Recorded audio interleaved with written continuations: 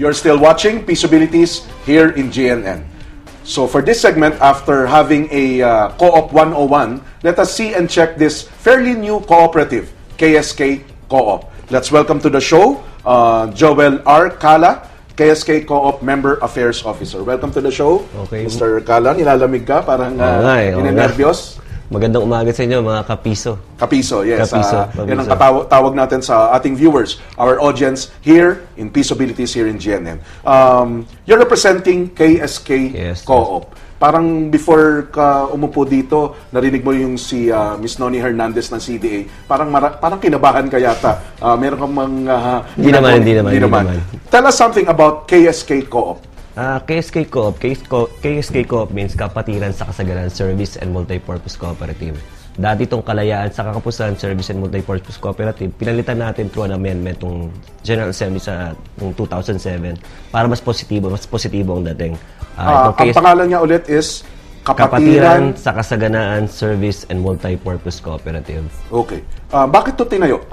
Kanina tinatanong natin si Ma'am Noni ng CDA, there is a common bond among members and they put up a cooperative. Why is KSK Co-op in existence? Okay.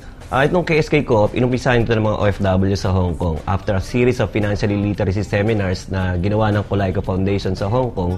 Namulat ng kaisipan ng mga OFW doon na kailangan yung kinikita nila, yung naiipon nila, dapat merong pinupuntahan, dapat napapalago. Kaya binuo ang KSK Co-op. So these are ang members nila, mga OFWs. OFWs. Katulad nga ng sinabi ni Regional Director kanina, dapat merong common bond. Dapat institutional, residential, may nabanggit siya na informal. Ang common bond ng mga KSK Co-op members ay associational. Members are either OFWs, Overseas Filipino Workers, OFW families, at saka yung mga nag-back for good. Ito yung sinasabi nila, former OFWs. So kung kayo ay OFW, former OFW, or kapamilya ng OFW, pwede kang maging member ng KSK Co-op. Pwede kang maging member ng KSK Co-op. Yun yung common bond na tinatawag kaninang binanggit. So anong klase ang KSK Co-op? Kasi kanina binanggit ni Regional Director Hernandez, co-ops can be a primary, secondary, tertiary. Ano ang KSK Co-op? Ang KSK Co-op, Primary Service and Multipurpose Cooperative. Ibig sabihin ng primary, ang miyembro niya, real persons, natural persons. Kasi meron tinatawag na secondary. Ang secondary, ito yung mga miyembro ito, mga kooperatiba rin. Meron din mga tertiary, ang mga miyembro naman ito, ito yung tinatawag na mga confederation. Nandiyan yung NATCO, yung nabanggit kanina. Nandiyan din yung MASPEC ng Mindanao. Nandiyan din yung VICTO. Ang KSK Co-op is a primary cooperative. So, members are real people. Real people. Real people. Bakit siya service and multipurpose? Nagpapautang ba siya? Hindi siya nagpapautang. Hindi siya nagpapautang. Investment cooperative ang KSK Co-op. Pag sinabing service and multipurpose cooperative, pwede siyang sa credit, pwede sa marketing, pwede rin sa production, at pwede rin siya magmay-ari ng mga negosyo. Katulad na ginagawa ng KSK Co-op. Teka, bagalan natin yes, Joel, sir. Para hindi ka masyadong nervyusin. May binanggit ka, very different term, investment cooperative. Investment cooperative. What do you mean by investment cooperative itong KSK Co-op? Ang KSK Co-op, nagmamay-ari siya ng mga negosyo. Nagmamay-ari siya ng mga negosyo. So, the members, OFWs, former OFWs, or kapamilya ng mga OFW, bakit sila sumasali sa KSK Co-op? They want to own businesses. Even meron sila maliit na kapital, binabakas sila para magkaroon silang investment opportunities. Investment opportunities for wealth generation.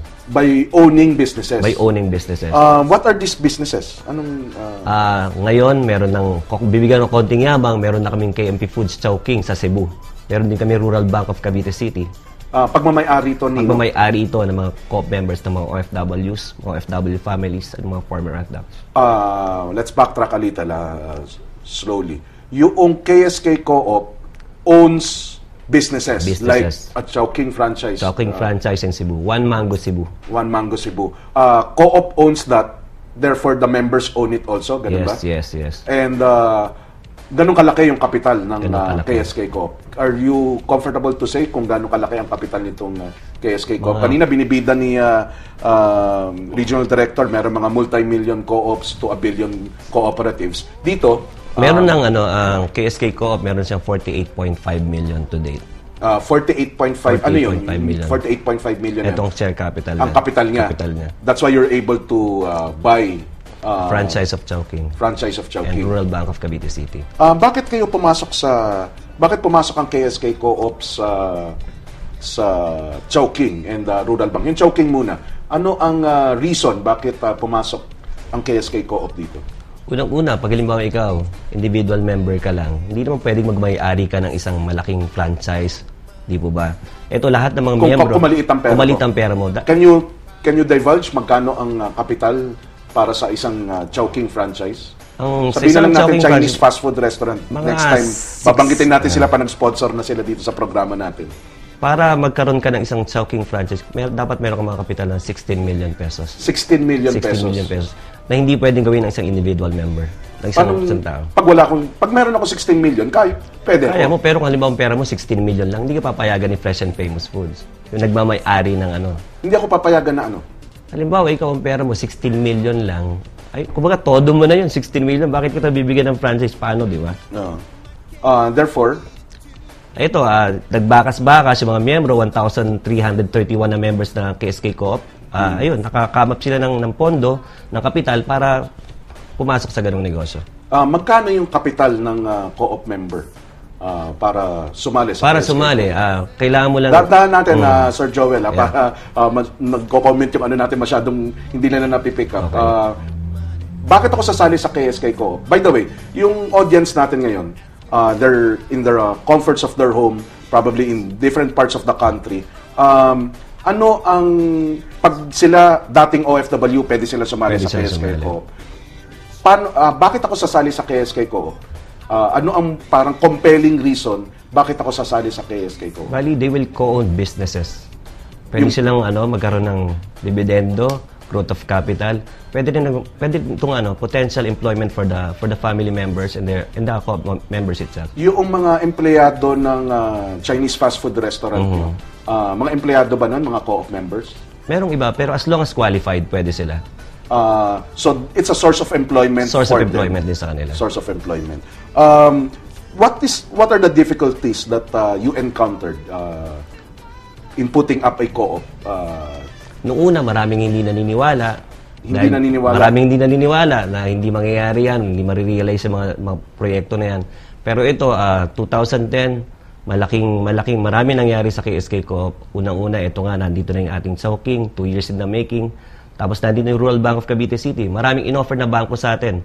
Pero this time, ng Rural Bank of Cavite City, after due diligence, nakita natin malinis na papel, binili ng KSK Co-op.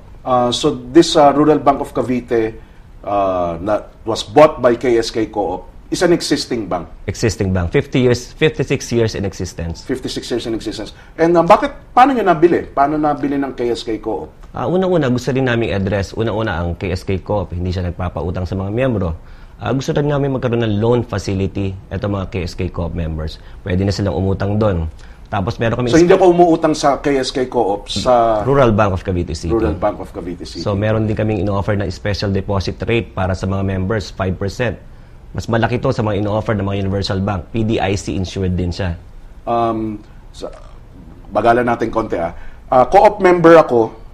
Merong bangko na pagmamay-ari yung KSK Co-op. Yes. I can open a bank account in that bank? Pwede. Is it only for Co-op members? Open naman sa lahat. Open sa lahat. Pero pag... Yung bank can serve the public? Yes. Bilang Co-op member, anong benepisyo sa akin? Meron kaming binibigyan ng special deposit rate na 5% para for Co-op members. For Co-op members. 5%, every month? Every year. Every year, 5%. And you said, comparing to other bank deposit, mas mataas yung offering nyo sa Rural And Bank. PDIC insured din siya. PDIC insured yung nilagay ko. Yung nilagay nila na share capital, hindi natin natanong kay Regional Director, baka masagot ninyo. Yung nilalagay kong share capital sa Co-op, in this case sa KSK Co-op, is this PDIC insured? Hindi siya insured. Anong garantiya ko na kikita siya o lalago siya? Dito sa KSK Co-op, investment cooperative siya. Yung pagpapasok ng negosyo, wala namang kasiguraduhan yan Kumbaga, dividends are not guaranteed. Ikaw, would-be member ka, gusto pumasok, Una-una pa lang sinasabi namin sa iyo na dividends hindi garantisado. Saan ba nanggagaling yung dividends? Ito yung kita natin sa mga placements, ito yung mga negosyong pinasok natin katulad Kapag ng kumita Cellphone, yun? pag kumita yon, at saka yung Rural Bank of Cavite City. Okay. Meron din tayo mga bridge financing. Yung KSK Co-op bilang bank owner and then co-op member having special deposit accounts higher than what the other banks offer, yun insured na. Insured yun. Yung 5% guaranteed yun? Guaranteed. Guaranteed. Every year? Every year. Every year. Is this a deposit na kailangan nakatali sa certain period or pwede ko siyang withdraw anytime? Nakatali. Paano, can you expound slowly, slowly, slowly. What do you mean Kung na nakatali? depende rin sa amount. Kung halimbawa kung 500,000, nakatali siya ng 1 year, mas malaki sa 5% ang bibigay namin sa'yo. Which is how much? 5.75%. 5.75%. 5.75%. Kung halimbawa ng 5 years, 6.75%. Pero ang laki ng amount, 500,000. Yung mga kasamahan natin dito, maaaring may kamag-anak silang OFW, kaya lang nila 10,000, 20 or 50,000. Ang laki ho nung binanggit nyo, 500,000. Kung halimbawa naman 10,000, 2.75% in 1 year. 2.75, hindi 5%. Hindi 5%. Yung 5% nag-a-apply kapag 500,000. Hindi, yung 5% sa 50,000. 50,000. 50,000. Slowly, 10,000, pag naglagay ako ng 10,000 sa Rural Bank of Cavite City, pag mamayari ng co-op member ako, how much rate do I get? For 1 year? For 1 year? 2.75%. 2.75 a year. Kapag tumatagal, a longer period, tumataas din ba? Pag 5 years, 5%. Yung 10,000 pesos ko. 10,000. 5% a year. 5%. Kailan ko nakukuha yung 5%? Every year talaga binibigay sa akin? Every year. A minimum amount is 10,000. 10,000 pesos. Goes all the way up to 500,000. 500,000. Pag more than 500,000, katulad si Fredo, cameraman natin meron natatabi to. Sa wallet pa lang yan, mga almost 700,000. Lagpas nung binanggit yung 500,000. Yung sa 500,000, depende sa mga rates na bibigyan. Meron tayong, hindi ko lang dala yung yung kopya, pero You can give definitely higher mas rates. mataas. Pero I understand ang PDIC hanggang 500,000 lang. So yung sobra doon will not be covered by PDIC. Okay.